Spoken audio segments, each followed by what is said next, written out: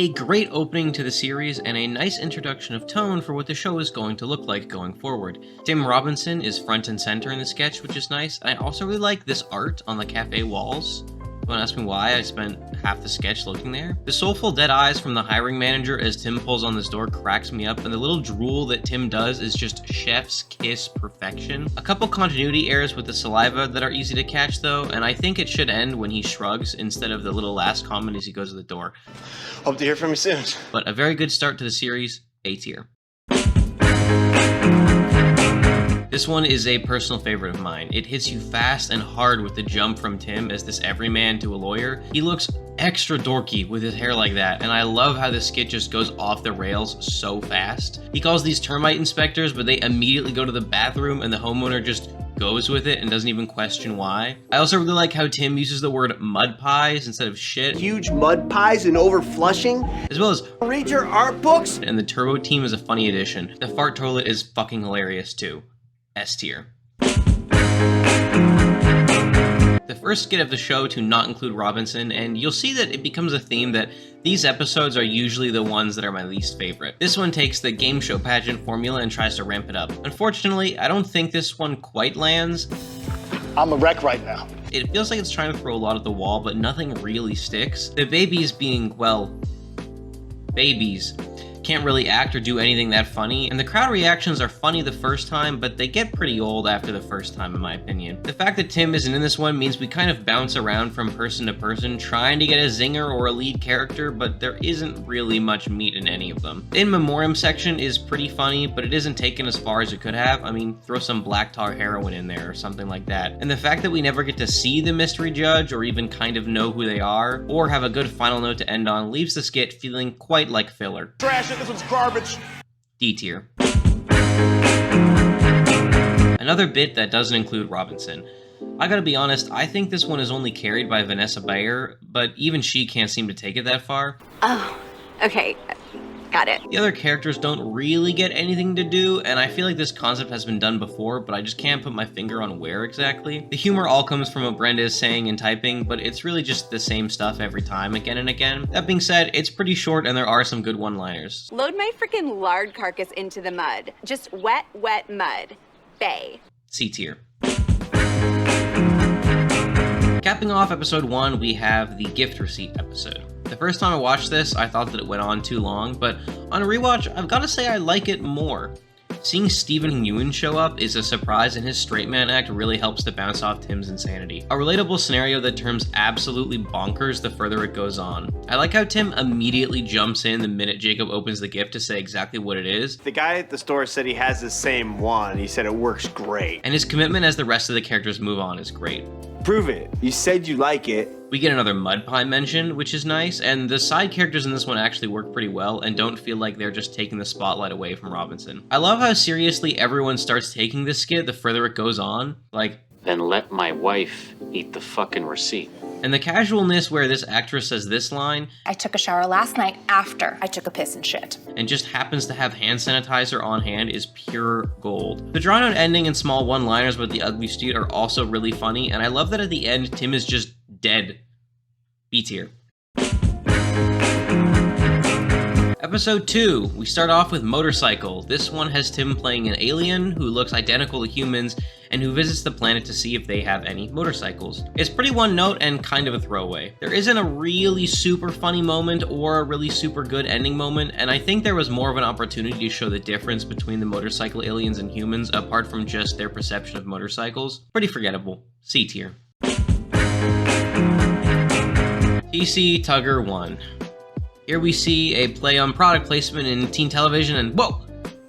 Jesus Christ, man, don't stand so close to the camera, come on. Yeah, look, I'll be honest, this skit is like pulling teeth for me. I keep on expecting them to make a masturbation joke every time I see it, but then they just don't, and I always forget Tim is even in this one. The funniest part of it is when Tim just drinks a bottle of water out of nowhere, but it's one of the only skits I find actively unfunny, and the entire time I watch it, I just want it to end. F tier. This one feels like the odd little child of the episode. It's pretty similar to Mitch Bryant with the form of the infomercial that slowly goes more and more off the rails.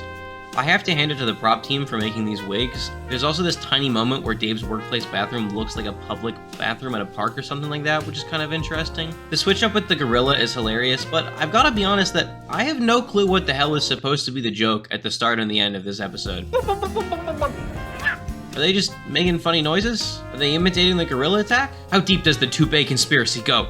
How many people are using this service? Answers! Give me answers!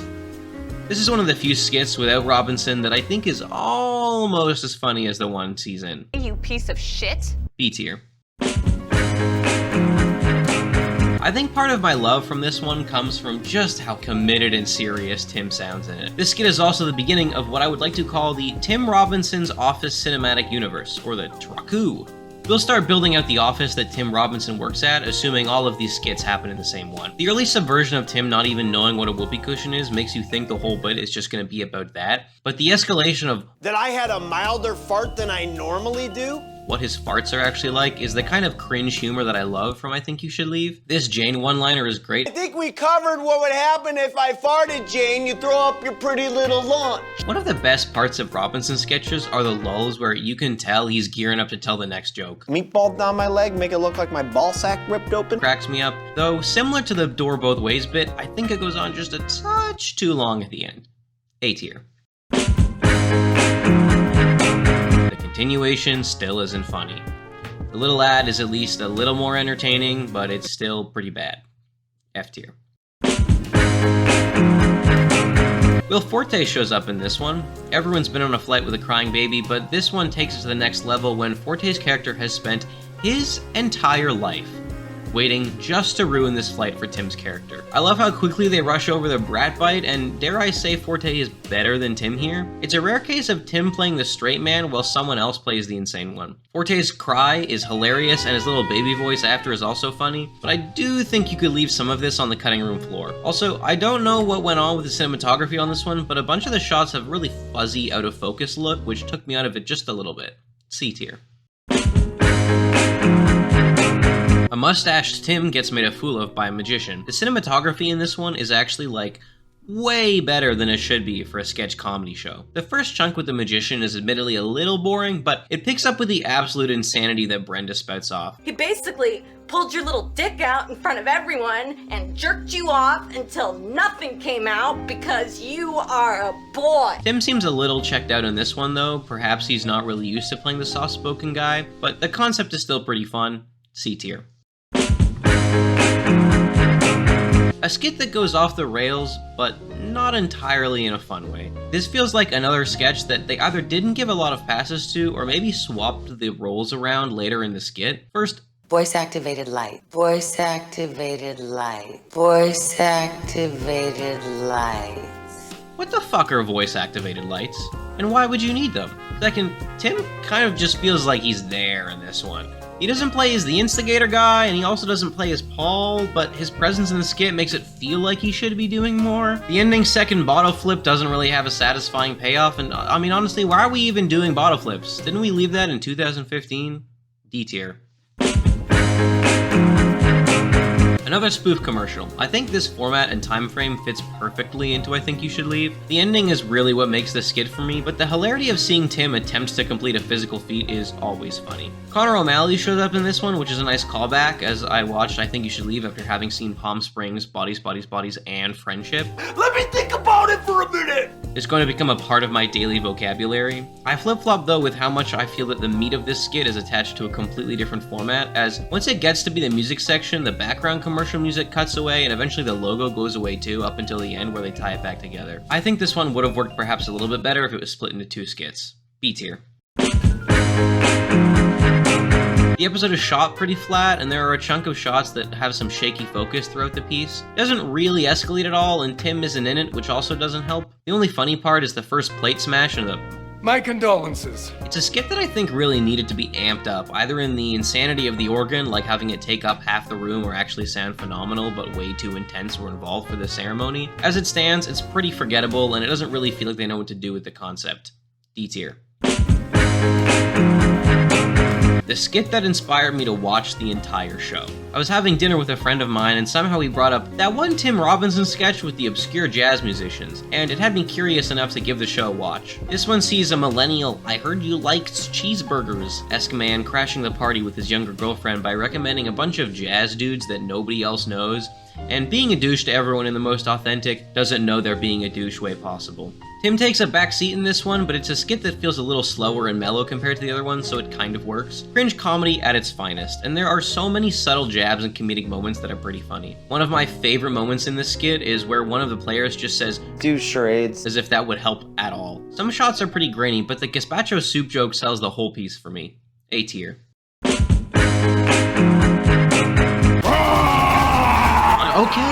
Okay, chill out, we'll get to you later, man, just calm down. Another Tim with a mustache, yippee! This one barely gets started before Tim decides to take things off the rails. Tim really nails the cadence of a quirky presenter trying to be the star of the show here. I love any skit where everyone teams up on Tim because he can just never back down, and he plays that part really well. The actress playing the dog owner delivers her lines a little stilted, or it's possible they just edited it that way, but I like the detail that the iPhone recording is blurry too, like it was actually shot on an iPhone. It does feel like it ends a bit too soon though, so C tier in the end.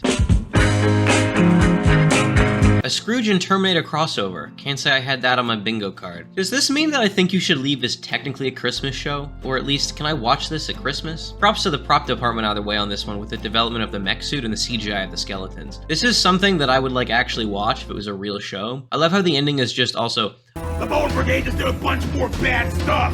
S tier. A skit that feels right out of Friendship. This is my favorite skit in the entirety of season 1 and maybe the entire show as a whole. Tim is on a date with a girl that is eating all the fully loaded nachos with all the stuff on them, and rather than just picking the filled ones up himself or asking her to share, he resorts to going all the way up to this poor waiter and forcing him to come to the table to tell them there's The rule the restaurant has.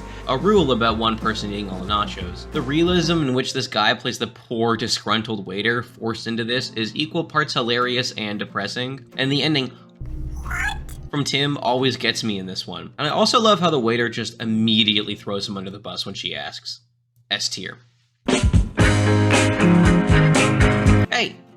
That guy just turned in another lane. He could have caused an accident. Robbie Starr comes back in this one as the insane guy to Tim's straight man when he sees a honk if you're horny sign and takes it like way too literally. In classic LA driver fashion, Tim waits for him to go around despite the fact that he is in fact in the left lane and should be the one moving over. This one technically qualifies to the Traku, as Tim is seen working in some kind of office. So we know from this that he works in some kind of development office for what looks to be television shows or video games. Wait, hold on. We're getting valuable information on Office Tim backstories. I grew up in a small town.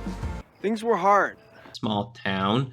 Coming from the Midwest, I was unsure whether I'd like California or not. Yeah. Wait, like small town from the nachos skit. Holy shit. Maybe they are all the same person. We'll keep investigating this. And hold on, he's singing a song. Well, Fly away to someplace they don't know. It's no River Rock ramp. Moon River Rock. Moon River Rock. But it'll do. A tier. Tim shows up as the chief suspect in a car crashing into a building, although personally, I don't fully see why. Just because a guy is dressed in a hot dog costume and wants to get spanked doesn't mean he's obviously a criminal. Way to judge somebody, people. Tim out of nowhere begins to give a speech about people always looking at their screens and not living in the moment, and hey, wait a second. What's going on? Do we not live in the moment anymore? This is exactly like the same speech that other Tim gave for the dog biting his head skit. And in this episode, it has a guy in a costume. A hot dog costume. Holy mud pie, guys, this whole universe really is connected. I think we're getting to the bottom of this after all. I will say, though, that the way this episode is shot looks really grainy, and they keep slipping focus, which does take me out of it just a touch. Still, a good episode. A tier. Tim plays a guy at a dinner who's totally chill and cool until he realizes he's at a table with the Caleb Went of Angels and Archways clothing. Gary Richardson is fucking hilarious in this one, but the moment when poppers get delivered and Tim tries to eat one is another laugh out loud moment for me. Pretty funny. A tier. Office, Tim. Tim. Where's Tim? Where's the... I guess there's no Tim in this one. Yeah, this skit feels really weird to me. Patty Henderson, at least I think it's her, correct me if I'm wrong, isn't a bad actress by any means, but I can't help but feel like this entire character was actually made for Tim to play, and it just so happened that he couldn't come in to film it or something. Even the way the lines are delivered feel really similar to Tim. Onto the, wait, holy shit, Tim is in this one, and it looks like he's back to a top level position again. Good on you, Tim, but you can't save this skit. C tier. A skit that's so funny, I had to watch it a couple times just to get everything down, because I always just get so invested in it. I take it back, really. This might be my favorite skit in the whole season. Sorry, nachos. This one sees Tim as a bass player in a gospel band recording session, but when the exec tells them that they're washed up, this main guy, Billy, starts singing a song that is so good, I googled it just to see if it was like a pre-licensed song. Then after I found out that it wasn't, I looked up to see if Reese Coro was just a musician they got for this. Of course, Tim has to add his flair with the skeleton subplot in this song. All they want's another chance at life. And I love the way that Tim just jumps in at full volume here. Full balls to the walls, full confidence. And it just gets better and better the more he sings. And there's even this detail that despite the fact that Tim is a bass player and is holding a bass, there isn't a single bass note in this entire song. S tier. Tim Robinson says gay rights and gay wrongs with this one, as he spews off an insane fake story about a babysitter who has a hit and run and that's why she's late. But it's fine because Cops said that like the people she hit are just kind of like nothing, so that's fine. This feels scarily realistic to some conversations happening in society today. This one also feels like a bit that's right from Friendship if you just replace the guy playing Barry with Paul Rudd. The skit's fine, but it does lose steam after the first section. B tier. My treasure chest, I want it. Okay, shh. We'll come back to you later. I'm still trying to sleep. Another commercial spoof, which you know I'm usually a fan of. And in this one, it centers on horses with penises that are as small as a human's. And can I show this? Is this allowed? Screw it, we'll just go for it. I'm not monetized anyway. This is a skit that's funny, but it does kind of lose steam pretty fast.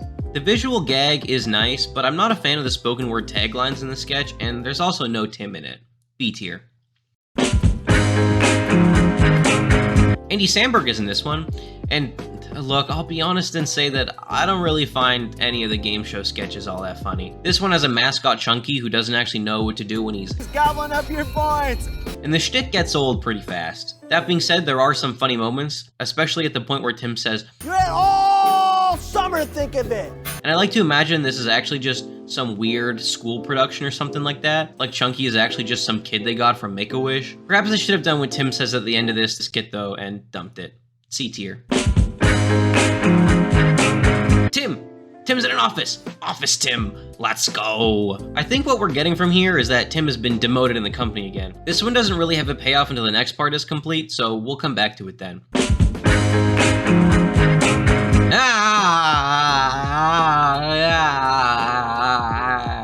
Ooh, let Tim put this wig on. Hasn't his hairstyle been out for like 6 years? I guess it's to make him look younger, but I mean, look, Tim already looks like a chill, super cool teenager, so I'm not really sure why. Sure is nice that nobody else I know has that haircut.